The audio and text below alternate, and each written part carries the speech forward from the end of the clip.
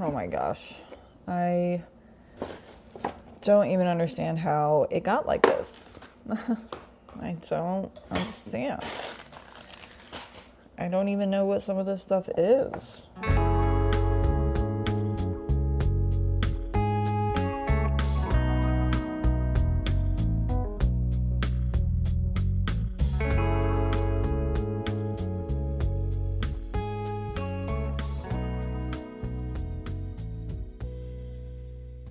Your home should never feel like a place that is overwhelming, a place that you dread to go back to at the end of the day. If that is how it is feeling, then we're getting to a pretty bad place, right? I feel that everybody deserves for their home to be their sanctuary. And if you are constantly in a battle with it, it's not gonna feel that way. I really am at a place where I am wanting to get my home more organized so that I can finally start to reach that feeling, even while in the process of renovating our home. What I really want to do with this video is start on some of that organization. I'm going to take you through some of that stuff that I'm doing, talk about some of the things that has made it difficult, and talk about the extra difficulty that comes with doing it with a partner, with finding systems and methods that work not just for yourself, but for two autonomous people that have their own habits and their own set of behaviors.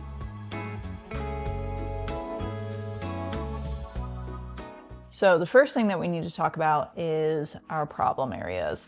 Identifying those and asking ourselves, what are the places in my home that are so consistently causing me anxiety? And for me, they're pretty obvious. They're the places where no matter how many times I tidy them up, I clean them up, make them look nice, they just are consistently falling back into disarray. So for me, that is definitely our pantry, our coat closet, our front room, which has some, our front room is kind of a special case, which I'll talk about, and our entertainment center.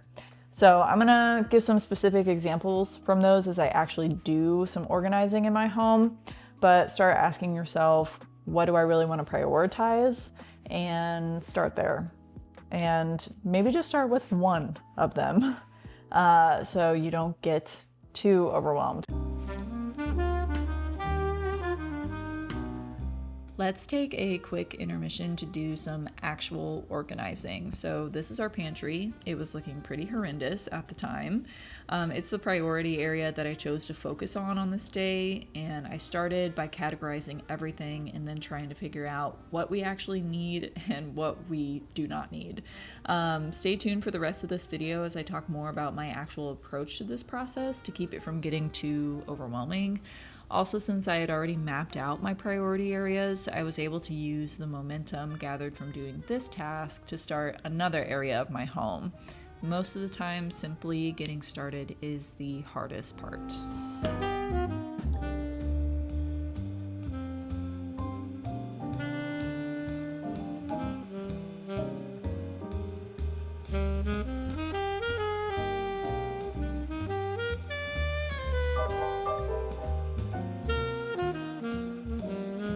We need to talk about stuff. Odds are you probably have too much stuff. I know I do. I constantly feel this. And even if it's not extreme, I don't feel like I have too much stuff to the point that it's extreme, but it's very easy for any of us to accumulate more stuff than we actually need. I try to ask myself, why am I holding on to this thing or this set of things? And usually it comes down to sentimentality, some sense of obligation, or frugality. Sentimentality is pretty obvious. We all hold on to things that we feel attached to, or we attach a certain meaning to them, a certain person to them. And as somebody who has been at the forefront of figuring out a new home for somebody's things after they're gone, it is extremely difficult and very wrought with emotion. And something I've really had to realize over the years is that that person wasn't their things when they were alive, and they are not their things now. I feel like I've gotten to a pretty good place with that. That's not going to have a huge impact on the organization I do throughout this video, but I know it's a very, very real and very difficult thing, and I just wanted to mention it because it's hard, and it's one of the, I think it's one of the main reasons why some of us find ourselves in a place where we feel unable to let go of stuff. Next thing to me in this area would be obligation. So the place where this comes up the most for me is if I got something as a gift. I feel so obligated to keep it. I feel horrible about giving it away, taking it to donation, you know, whatever it may be. And I feel obligated to keep it around, even if it's something I get absolutely no use out of. The other thing, of course, would be, which I think pretty much all of us do, is kind of this sense of holding on to something in case I need it someday. I kind of labeled that as frugality because I know for me, I'm thinking about, well, if I have this thing stored away, it means I'll never have to spend money to get a new one again. We pay a cost, we pay a price for stuff we keep around. You are paying a price by having stuff in your home that you don't need.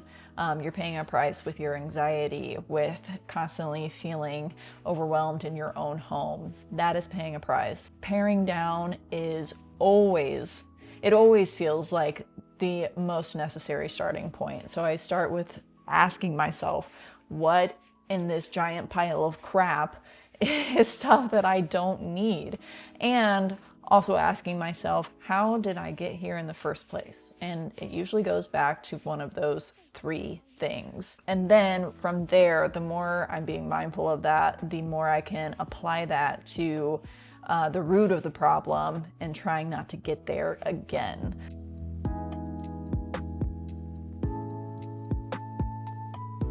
Let's talk about working with our habits and our behaviors and not against them. This has been particularly challenging for me, mostly because it's not just me in this home. It's also my fiance, Dustin.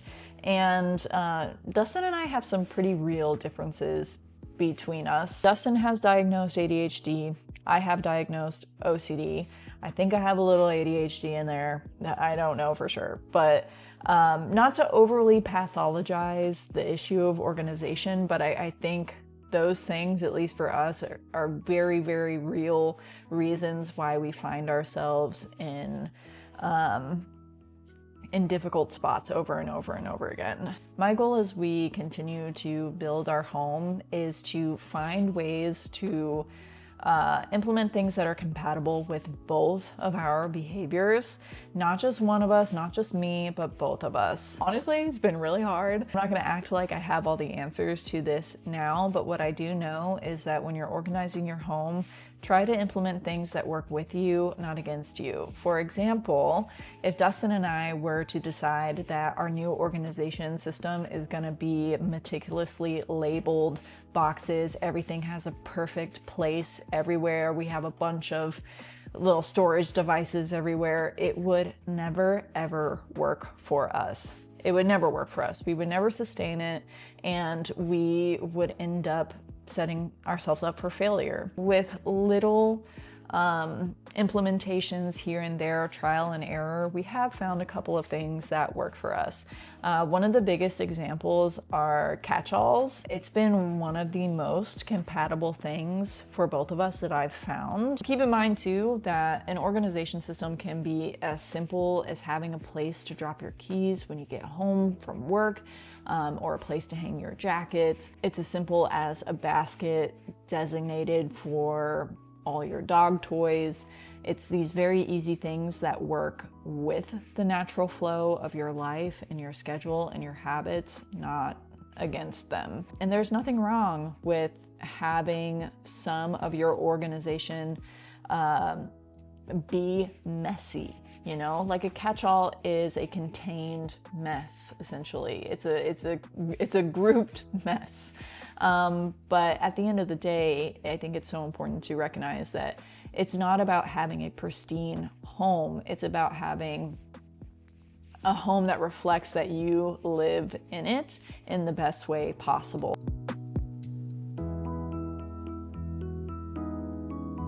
The next thing I want to talk about is identifying the tools that you do need. So I mentioned that, for example, Dustin and I would never stick to a system that relied on a bunch of containers and labels and stuff like that. However, I'm not trying to say that all organization tools are bad, just that overusing them or thinking you're obligated to use them in some way can be more overwhelming than it is beneficial. But sometimes we do need a little extra something to help us along, a little extra set of drawers. Louie, are you okay? A little extra set of drawers, a cabinet for more clothes storage in a specific area of your home. Sometimes we do need those things, and I put this specifically towards the bottom of the list because for me, I'm not going to know exactly what those things are until I've pared down, until I've figured out what is the place that makes the most sense for stuff. And then I can start to ask myself, what would make it easier to do some of this additional, a little more detail-oriented organizing. Turns out my audio was not working during this clip, so I am back with another voiceover. Basically here, I'm just saying that I recently bought this mid-century modern hutch so that I could have more closed storage in this room, which we are currently turning into my workspace. I knew there wouldn't be any closed storage in this room besides my desk, and I definitely need more than that. And despite looking small on camera, this hutch has more than enough space to tuck away my camera gear, my art supplies, and any other work or hobby-related stuff that needs a place. Identifying storage tools needed in your home can range from buying a whole new piece of furniture like this, all the way down to something as simple as a little tray or basket. I personally am super happy that I waited to really see what storage solutions were needed in this room before I purchased this hutch. That way, I purchased something that was perfect for the space and felt like a true necessity.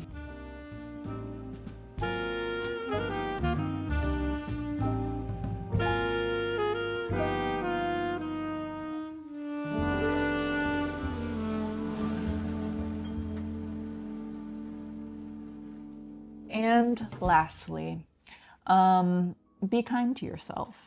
I was a little nervous about making this video, honestly, because I feel a little embarrassed of where our home has gotten to. Not that there's anything extreme going on in our home, but I really hate the fact that every morning, multiple times a day, when I open my pantry, I let out a huge sigh because I am just so tired of our pantry being the way that it is. I feel bad that I feel this inhibition to actually work on it because the anxiety and the overwhelm that comes from this very thing is also the very thing that keeps me from doing anything about it. And I think those are all very, very real. And we all get to this place sometimes where life gets in the way and it's just not your main priority.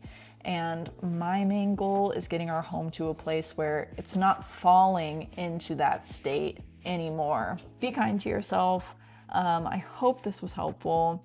And yeah, happy organizing. This is a little different from my normal videos, but I am wanting to incorporate more interior design stuff into my videos, interior decorating, organization, especially as we go through this process of turning our house into the home we want it to be. It's one of my biggest interests and honestly takes up most of my free time. Please like, comment, and subscribe. It would mean so much to me. Thank you for being here as always, and I will see you in the next one.